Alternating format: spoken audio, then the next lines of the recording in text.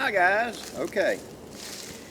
My friend John Pinkard asked me to do a loadout video. When I'm going off to these events, be it a backpacking trip, canoe trip, road trip, whatever, do a loadout video so we get an idea of what I'm doing in whatever conditions. So this is for you, Pink. I'm going to do this one. Alright.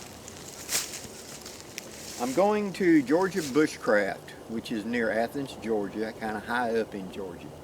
And due to some weather that's coming down, there's a question as to what the temperature is going to be.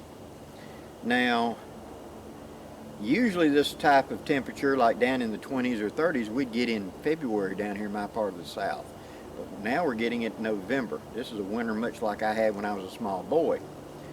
But what we're looking at is the temperature is going to be, originally they said it's going to be in the mid-20s to 28, 29.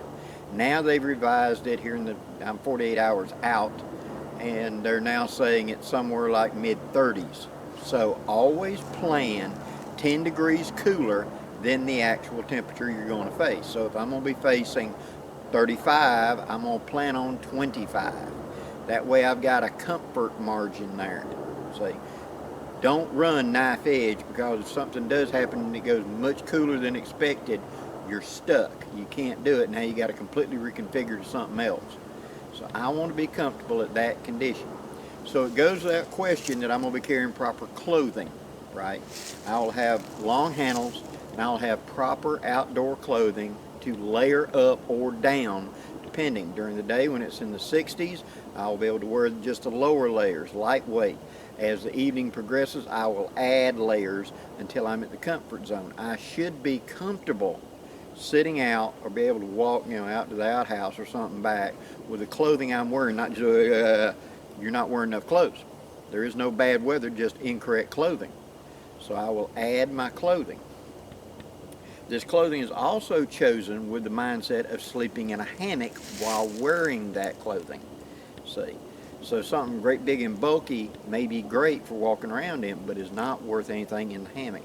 So it still needs to be kind of streamlined and not going to hang me up whenever I'm shifting around, and my clothing will reflect that. Now, let's start at the hammock. This is how I'm going to be sleeping. So, first off, this is my one wind 11-foot hammock. It usually has the mosquito net on it, but I have removed that. These come off very easy. In some cases, I would want that mosquito net because it would hold heat, okay? But I've got something else I'm going to show you in a minute that will do the same job, but will be a much better temperature, okay, holder. So we've got the hammock itself. Now we're going to add the under quilt to it.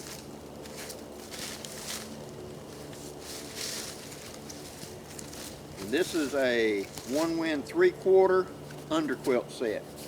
For me, that does just fine. I do have a full length one, but for the height I am, and I'm 5'10", it covers everything that's important to me just fine.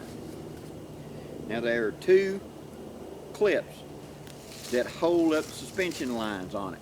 One is silver and one is black. Now, silver is at the head for me.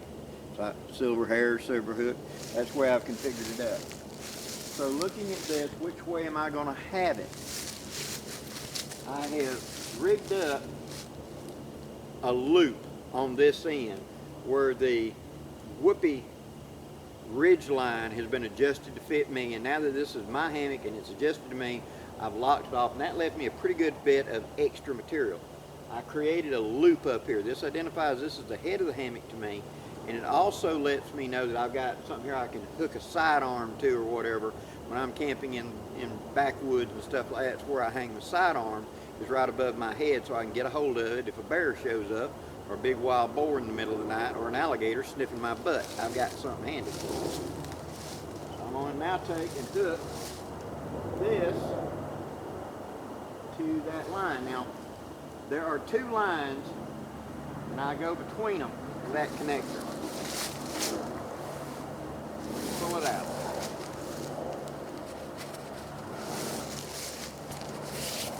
Now usually I just leave the bag hanging as part of it. but I'm going to configure this entire thing, put my entire shelter system together, and I'm going to take it and leave it assembled and put it into a big barrel. Same thing as before. Come up here and I clip it. Now, here's my underquilt. I've also got the underquilt blanket, which is a double layer. So this is a separate piece that snaps in that doubles the insulation value of it. So I've got that in place. Now I simply pick up and put the hammock into it, making sure I don't roll the hammock.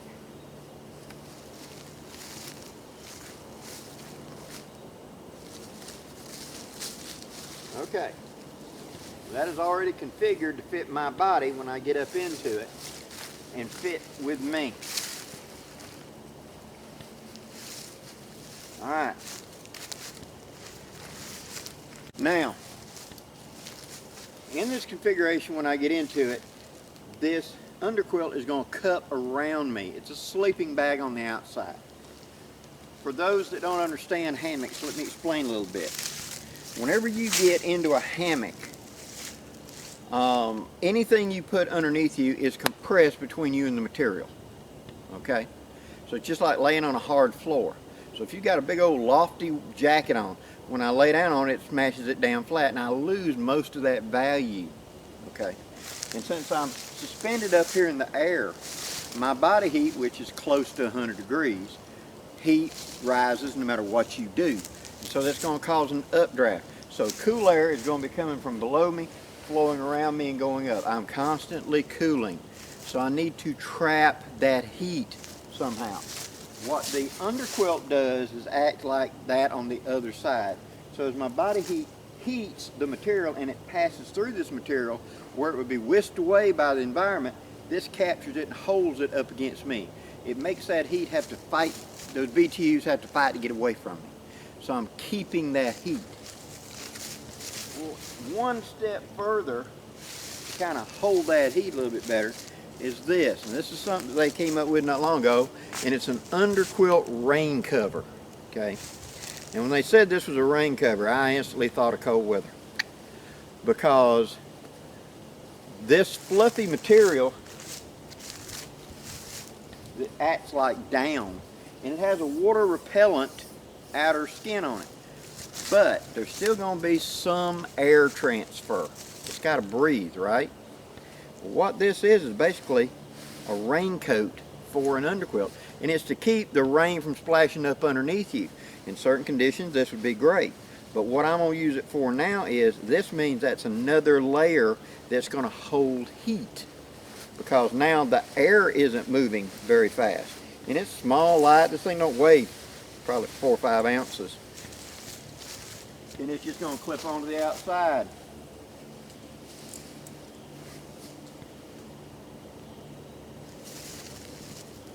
Of my underquilt. What I'm going to do is I'm going to take my hammock. I'm going to flip my hammock up on my ridge line. Get to my underquilt. I'm going to take this and I'm going to hook it to my underquilt.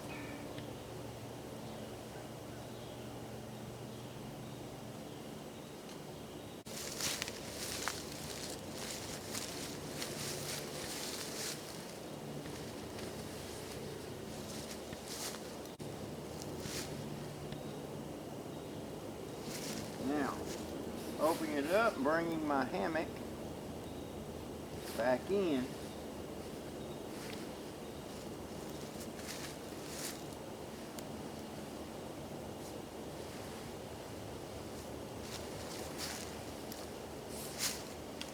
A little fiddly, but you're going to get it. Alright, now you see how I've kind of draped a little extra over. That's because when I go to sit down, what I'm going to do is I'm going to take it up here kind of close. I'm going to grab it and I'm going to hook it under my thumb and I'm going to tuck it under my butt. Like this. And that's how I'm going to get in. Then I'm going to roll into position and allow it to cup up around me. Pretty simple, huh? Now any little other bits like this extra cord or whatever, stick it on the inside. You don't want to step on that in the middle of the night and cause a problem.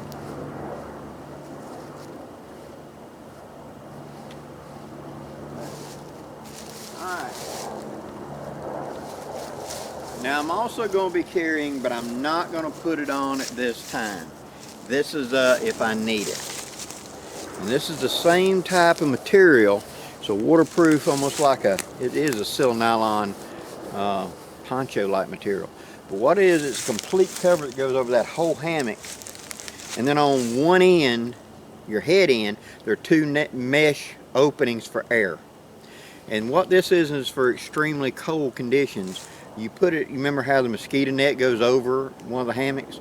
It takes the place of a mosquito net. It's super thin, but it's windproof and it's waterproof.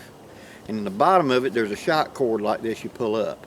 So what you do is you'd pick it up, get inside of it, get in the hammock, pull the bottom up, pull that shock cord tight, and then there is no air draft coming from below, see?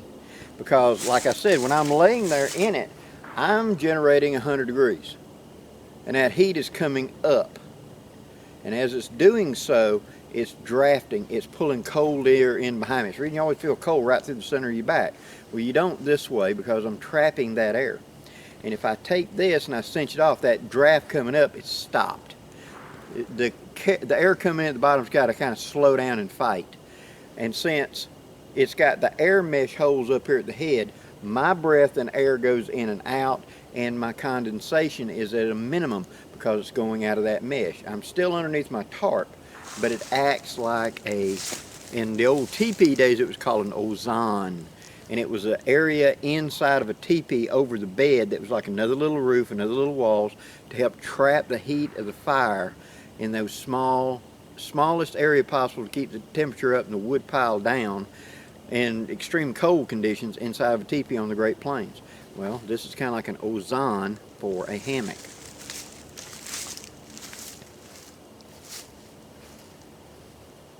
So this is going to be my sleeping arrangement for warmth. I know several of you probably already say, Blackie, that ain't enough. Okay.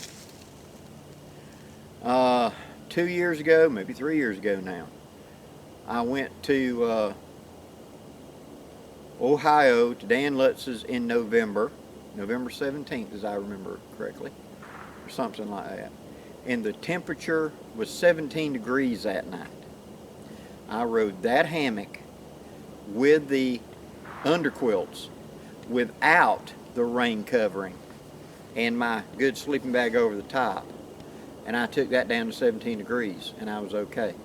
I never got cold. I did, in full disclosure, I did have to get up though about an hour before sunup because I woke up and my heart was pounding too hard because of heart problems. It's not a good thing for me to be cold and my heart just beating like crazy. It's okay when I'm out and I'm doing stuff, but it's not when you're sitting at rest. You know, it's kind of like sitting there and racing up a car engine. It's not good for me. And so I had to get up in order to, minimize that. But I never got cold. I was wearing proper layers and I had that. And I've only expanded it now because now I've got that extra windproof top I can put on. If I decide I need it, all we gotta do is just drop the two ends, put it over the whole configuration, bring the two ends up through the openings, hang it right up. Me and one person or me by myself can do it in 5 minutes. So I can decide yes or no and just have that a maybe right now. And I'll just see what the temperature is. Right now, I'll run that to the mid-20s, no problem. Okay. Again, I'll be wearing proper clothing. Now the estimated temperature they're saying right now is going to be around 35, so I'm planning down to 25. Now I've got my U.S. Army down sleeping bag. This is a 49 mountain bag. So this is a down sleeping bag that goes way down here. It's heavy, but it's perfect for putting over the top of me. I'll already be wearing proper clothing, right? And I'll put this over the top of me that way, and that'll seal me up all the way around. I'll have a good head covering on, and I'll be fine down to those kind of conditions. Now over the top of it will be my tarp. Now this is the One Wind 12 foot Tarp. This is the one that's got the multiple tie outs on it. Don't worry, I'm going to be showing you footage, and I'll be going over this again once I'm in Georgia and it's set up. But this is just an overview of what I'm carrying. Okay, a loadout. This is my complete tarp and my stakes and my ridge linings, that funky color ridge line in there. What is that? It's got to be a ridge line. It's a funky color. And so therefore that's going to be my tarp. It will completely cover this and come down low enough that if I wanted to, I can stake it to the ground and make a tent out of it. And I've shown that in an earlier video where you can actually take and drop the sides in, stake it to the ground, it will close on the ends, and you pull out the sides, and it's like a small wall tent. And I have to bend over like that, but I can actually walk in and get into my hammock. I'll only be hanging like 6 inches off the ground if I wanted to do that, but I could make a wall tent out of this and have a tent completely around my hammock and everything else. So yeah, I ain't gonna be cold, guys. I'm gonna make sure of that. Okay, so we've got my bedding, we've got my tarp. That's that part of the camp. What else am I going to carry? Well, obviously I'm going to be carrying a cooler and food. Now, since this is a gathering, this is a social event, I'm not backpacking it in or anything like that. You can afford a few little luxuries. So I'll be carrying my Coleman stove so I can whip up breakfast and stuff like that quickly. I'm going to be teaching 2 classes up there. One class is on Friday afternoon at 4 to 5 local time, and Saturday I think it's 1 to 2 or 12 to 1 local time up there. Those are 2 classes. In addition to that, I'm going to have a lot of people that usually like to talk to me about various projects. So I'm not going to have a lot of time to tend to fire, work a fire, stuff like that. So my foods are along that line. It's quick eats. It's something I can heat up right quick, wolf it down, and keep going. I don't have time to spend an hour preparing a meal because I'm going to have so many other things going on. So many people would like to talk, like, you know, don't say that in arrogance, guys. Don't think it. But I'd rather spend time talking to people and answering their questions that have something they want to talk to Blackie about. I'd rather have that than I would say, I'm sorry, I got to go spend 2 hours trying to bake something in a Dutch oven. See? And so that's the reason I'm following that line set. Of course, I'll have a chair. Of course, I'll have a table. I'm bringing my large table because, again, this is a social event. And I can set the stove up on that, and I can prepare meals, and we can sit and eat meals at that. And I'm bringing that small little bitty table that I recently got that folds up. That will go between the chairs for a quick place to set your food down or whatever, or to bring out here in front of us when we're doing little crafts or things. I'll be carrying one of the stool and stool tops. That will be coming out to be at my chair is my footstool. And at night when I come back in here to do my sleeping. Now you know I'm going to change my base layer, right? I don't go to bed with a damp clothing on. So I will have bone dry bottom layers. This will be a pair of a t-shirt, long sleeve t-shirt, or a long handle polypro underwear set. And so when I get up under here, right here is where I'll bring in that little stool and that tabletop. Well, that tabletop will go to the ground, and the stool will be where I will sit down. I will change my clothes to have bone dry on me, and then I will go back to the fire and I'll warm up. You know, make sure my core temperature is good to go. I will eat a meal late, you know, about an hour before I'm going to go to bed, so my belly's full. I got all the carbohydrates, everything to power my furnace to keep me warm during the night. Then I'll come back. Now when I get in the hammock, my boots will be sat on top of that stool to get them up off the ground, and anything else like clothing I'm taking off, like my hat or whatever, will go on top of my boots, so that during the night, if I need to get up, there they are, right handy, ready to grab. My lantern that I've showed many times that I open up, that will be hooked up here on the side where I can just reach up and turn on. I got complete light. My new lantern, I recently did a video, that's my area lantern. That'll be at the common area. You know, if we need a light and I need to be able to show stuff, that's one of the things I got that for, is me to be able to fire that light up and you and I be able to see so I can demonstrate or show something. So that's why that piece of gear came in. New piece of gear I'll be bringing, and you'll be seeing this in the following video that comes up, about this event is the Blutti, B-L-U-T-T-I, one of the big charging cubes. I've got one of those now that I'm doing a field trial for that company. And they contacted me and we talked, and I've got one of them to do a test, and I'll be later doing a review video. But this is the trip. I'm going to be using it to recharge my cameras, my cell phones, my gear, to run some battery, some 110 stuff you plug in and fire up, just to test out this concept, because that's going to roll over into the Redneck Truck series that's coming next. And so that's the game plan right now, guys. Any other material? Oh, one other thing let me show you. Also, along with keeping warm, is this. Now, this is something coming out from D&B Innovations, and it's a hammock heater. It's a cot heater. It's something that I can utilize to heat that hammock. And the option of this game is, and we'll be testing it out on Saturday night to see how the cold and all is with this, I can put it in here between the layers of the underquilt and heat my entire hammock without me in it. And so I can come out, activate the heat, put my blankets and all over the thing, come back to fire, and it'll run 8 to 10 hours by itself. So I can go spend another hour or two at the fire. When I come back, my blankets is warm. My sleeping bag is already warm when I get into it. I ain't got to heat my bedding up. My bedding will be warm, and all night long I'll have a heat source. I'm going to be comfortable. So that's what this will be. As soon as we get all of it worked out and they're ready to go to market, I will be doing a full review of this. But for right now, I'm letting you know this is a maiden test flight of the hammock heater.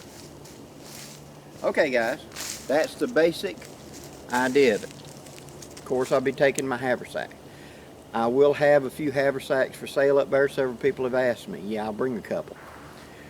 But my mindset when I get up there, I want a site, if at all possible, that's sheltered from the wind. I want a site that, if it's all possible, I have easy access from there, like say the bathroom or whatever. I don't want to have to walk a half mile to the bathroom in case you eat something that don't agree with you and you in a hurry. It's not a good idea to be so far away, you know what I mean?